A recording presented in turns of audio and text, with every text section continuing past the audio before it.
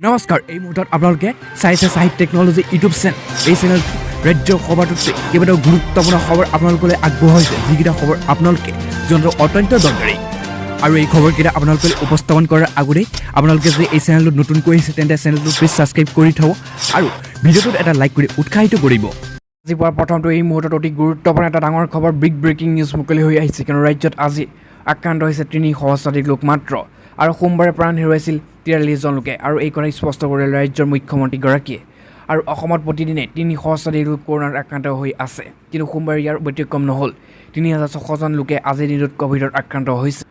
আৰু ৰাজ্যত ১,৪৬,০৪৬ জন লোক ক'ভিড পৰীক্ষা সম্পূৰ্ণ কৰা হৈছিল ইয়াৰে ৩,৬০০ জন লোকৰ ফলাফল ক'ভিড পজিটিভ আহিছে দিনটোত আক্ৰান্ত হাৰ হৈছে ২.৫২% আৰু আনহাতে বিগত ২৪ ঘণ্টাত ৰাজ্যত ৪৩ জন ক'ভিড আক্ৰান্ত ৰোগীয়ে প্ৰাণ হেৰুৱাইছে কামৰূপ মহানগৰ জিলাত আজিৰ দিনটোত আক্ৰান্ত সংখ্যা হৈছে ২৩২ জন মাত্ৰ কামৰূপ মেটৰ এটা বহুতে ভাল সংখ্যা ২৩২ জনলৈ হ্ৰাস পাইছে ক'ভিড আক্ৰান্ত ৰোগীৰ আজি পোৱাৰ পাছতে এই মুহূৰ্তত আন এটা গুৰুত্বপূৰ্ণ এটা বহুতে ভাল খবৰ মুকলি হৈ আহিছে সমগ্ৰ দেশৰ লগতে অসমৰ সকলো সাধাৰণ জনতাৰ বাবে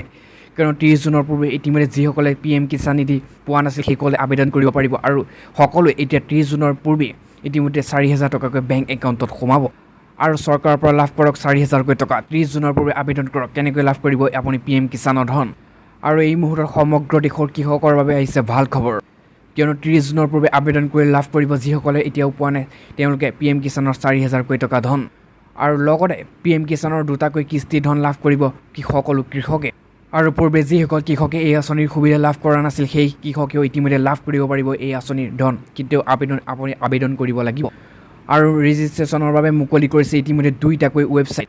আৰু আপুনি এই ৱেবছাইটটো নোট কৰি ল'ব কিয়নো ইয়াত কৈছে pmkisan.gov.in এই ৱেবছাইটটোত আপুনি ৰেজিষ্ট্ৰেশ্যন কৰি আপুনি মাহে অৰ্থাৎ ৩ মাহৰ মূৰত হওক ২ মাহৰ মূৰত হওক আপুনি ৪,০০০কৈ টকা লাভ কৰি থাকিব পাৰিব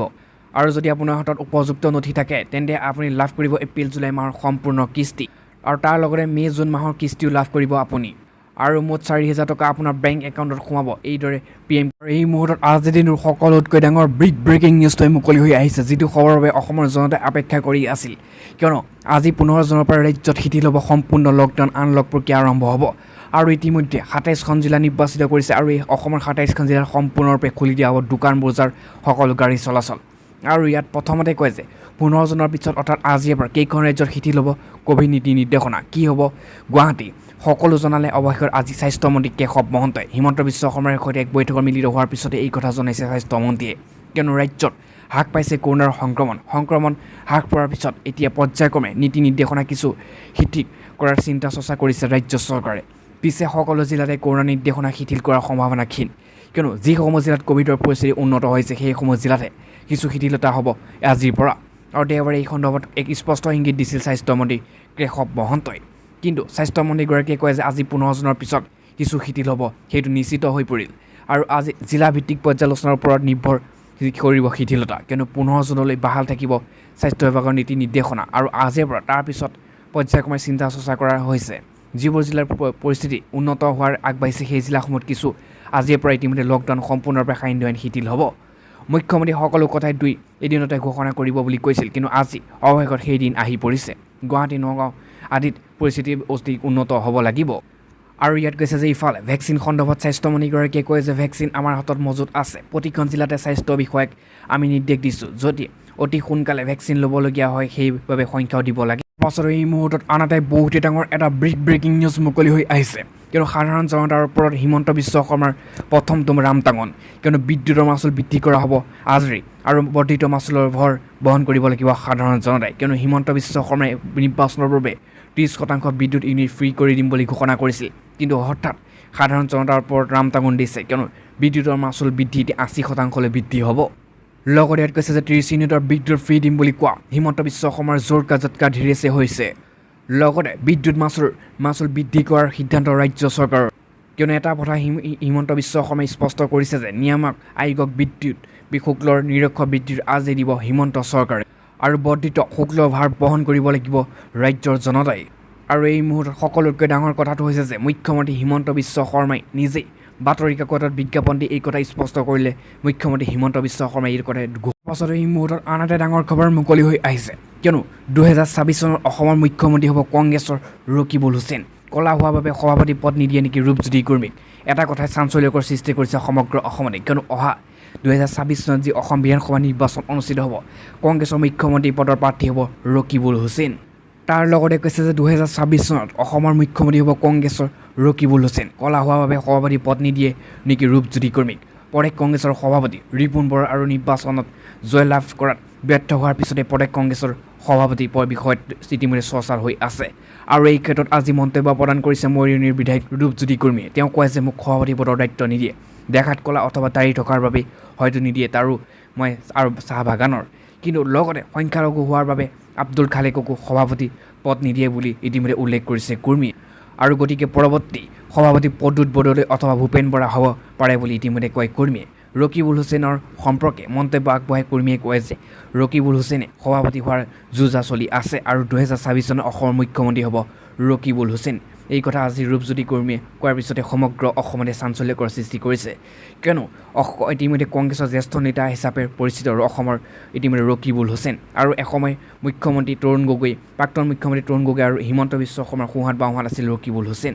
আৰু তাৰপিছতে এতিয়া বৰ্তমানৰ কংগ্ৰেছৰ জ্যেষ্ঠ নেতা ৰকিবুল হুছেইন আৰু সেইবাবে ৰূপজ্যোতি কুৰ্মীয়ে কৈছে যে 2026 চনত অসম বিধানসভা নিৰ্বাচনৰ পৰা মুখ্যমন্ত্ৰী পদৰ প্ৰাৰ্থী হিচাপে ঘোষিত হ'ব ৰকিবুল হুছেইন আজি পোৱাৰ পাছতো এই মুহূৰ্তত আন এটা ডাঙৰ খবৰ মুকলি হৈ আহিছে কিয়নো ইয়াত কৈছে আপুনি হ'ব নেকি সংস্থাপিত অতি কম টকাৰ এই ব্যৱসায়ী দিব লাগিব 9 লাখতকৈ অধিক উপাৰ্জন কিয়নো কেন্দ্ৰীয় চৰকাৰে আগবঢ়াইছে ইতিমধ্যে সাহায্য জানক সবিশেষ আৰু ইয়াত কৈছে সংস্থাপনক লৈ আপুনি চিন্তিত নেকি কিয়নো মোদী চৰকাৰে আগবঢ়াইছে বিশেষ আঁচনি চৰকাৰী অথবা ব্যৱসায়ী কোনো ক্ষেত্ৰত আপুনি উত্থান্তৰ পথ বিচাৰি পোৱা নাই নেকি তেনেহ'লে আপোনাৰ এই বাবে প্ৰতিবেদনটো অতি গুৰুত্বপূৰ্ণ কিয়নো আপুনি ব্যৱসায়ৰ ক্ষেত্ৰত আপোনাৰ পুঁজিৰ অভাৱ হ'লেও এতিয়া চিন্তাৰ কোনো কাৰণ নাই কেন্দ্ৰীয় চৰকাৰৰ বিশেষ আঁচনিৰ অধীনত আপুনি এই ব্যৱসায় আৰম্ভ কৰিলে লাভ কৰিব ৭৫% পৰ্যন্ত সাহায্য সমগ্ৰ দেশতে বৃদ্ধি হোৱা প্ৰদূষণৰ বাবে প্লাষ্টিক নিষেধ কৰিছে কেন্দ্ৰীয় চৰকাৰে তেনে ক্ষেত্ৰত প্লাষ্টিক নিষিদ্ধ হোৱাৰ বাবে আপুনি গ্ৰহণ কৰিব পাৰে কেন্দ্ৰীয় চৰকাৰৰ এই ব্যৱসায়িক সুযোগ আৰু লগতে বৰ্তমান সময়ত অতি প্ৰচুৰ পৰিমাণে প্ৰচলিত কাগজৰ কাপ সম্বন্ধে নিশ্চয় আপুনি জ্ঞাত অতি সহজতে আপুনি এই কাগজৰ কাপৰ ব্যৱসায় আৰম্ভ কৰি নিজৰ লগতে আনৰ দুজনৰ বাবেও মুকলি হ'ব পাৰে সংস্থাপনৰ বাট আৰু লগতে এই ব্যৱসায় আপুনি কম টকাত অধিক লাভ কৰিব পাৰে গুৰুত্বপূৰ্ণ কথাটো হ'ল যে চৰকাৰে মুদ্ৰা আঁচনিৰ অধীনত কাগজৰ কাপ নিৰ্মাণৰ উদ্যোগ স্থাপন সহায় আগবঢ়াই আহিছে উল্লেখযোগ্য যে কেন্দ্ৰীয় চৰকাৰৰ দ্বাৰা এটা প্ৰকল্প প্ৰতিবেদনৰ প্ৰস্তুত কৰা হৈছে য'ত ব্যৱসায় এটা আৰম্ভ কৰাৰ পৰা আৰম্ভ কৰি লাভৰ সম্পূৰ্ণ গুণগণনাৰ প্ৰদান কৰে এই ব্যৱসায় অধিক বিৱৰণৰ বিষয়ে জানোৱা হওক কিয়নো এই ব্যৱসায় আৰম্ভ কৰিবলৈ আপোনাক 500 বৰ্গফুট এলেকা প্ৰয়োজন হ'ব যন্ত্ৰপাতি সা সৰঞ্জাম আৰু আচবাব বৈদ্যুতিকৰণ স্থাপন আৰু প্ৰি অপাৰেটৰ ব্যয় ইতিমধ্যে 10.70 লাখ টকা কিন্তু এই মুহূৰ্তত আহিছে ডাঙৰ খবৰ এটা নিশ্চিত কথা কৰ্মচাৰীসকলক পৰিশোধ কৰা দৰমহা আৰু আপোনাৰ দক্ষ আৰু অদক্ষ দুয়োটা একে প্ৰকাৰে শ্ৰমিক আছে আপোনাৰ ইয়াৰ বাবে মাহে প্ৰায় 35,000 টকা ব্যয় কৰিব লাগিব আৰু কেঁচা সামগ্ৰীৰ ওপৰত 3.75 লাখ টকা আৰু উপযোগিতাৰ ওপৰত 6,000 টকা অন্যান্য ব্যয়ৰ ওপৰত 20.500 টকা আপুনি কিমান লাভ উপাৰ্জন কৰিব পাৰে যদি আপুনি এই ব্যৱসায় আৰম্ভ কৰিব বিচাৰিছে তেনে বছৰ 300 দিন আপুনি কাম কৰে আপুনি প্ৰায় 300 দিনত 2.20 কোটি ইউনিটৰ কাগজৰ কাপ প্ৰস্তুত কৰিব পাৰিব আপুনি প্ৰতিটো কাপ গিলাচৰ প্ৰায় 35 পইচাত বিক্ৰী কৰিব পাৰে চৰকাৰে সহায় কৰিব আপোনাক আৰু কেন্দ্ৰীয় চৰকাৰ আঁচনি অনুসৰি কেন্দ্ৰীয় চৰকাৰ মুদ্ৰা ঋণৰ অধীনত এই ব্যৱসায়ৰ বাবে অসহায় লাভ কৰিব আৰু অৰ্থাৎ আপুনি ঋণলৈ এই ব্যৱসায় আৰম্ভ কৰিব পাৰে আৰু মুদ্ৰা ঋণৰ অধীনত চৰকাৰে সুতৰ ওপৰত ৰাজ সাহায্য প্ৰদান কৰে আৰু এই আঁচনিৰ অধীনত আপুনি মুঠ প্ৰকল্পৰ 25% নিজে বিনিয়োগ কৰিব লাগিব মুদ্ৰা আঁচনিৰ অধীনত চৰকাৰে 75% ঋণ প্ৰদান কৰিব আৰু চৰকাৰৰ আণ্ডাৰত আপুনি এইদৰে এটা ব্যৱসায় আৰম্ভ কৰিব পাৰে আৰু এই ব্যৱসায়ত আপোনাৰ সুদো বহুতেই কম পৰিব কিয়নো চৰকাৰৰ আণ্ডাৰত আপুনি যিহেতু ব্যৱসায়টো আৰম্ভ কৰিব কিন্তু ইয়াত এটা কথা উত্থাপিত হৈছে যন্ত্ৰৰ বাবদ কিন্তু দিল্লী হায়দৰাবাদৰ আগ্ৰা আৰু আহমেদাবাদকে ধৰি বহু চহৰত কাগজ কাপ তৈয়াৰী কৰা যন্ত্ৰ উপলব্ধ আছে আভিযান্ত্ৰিক প্ৰস্তুতি আৰু প্ৰতিষ্ঠানসমূহেও এনে যন্ত্ৰ প্ৰস্তুত কৰাৰ কাম আৰম্ভ কৰিছে আৰু সেইবাবে মোদী চৰকাৰে এই আঁচনি বিশেষ আৰম্ভ কৰিছে আৰু এতিয়াৰ পৰা আপুনি চৰকাৰৰ আণ্ডাৰত এই ব্যৱসায় আৰম্ভ কৰিব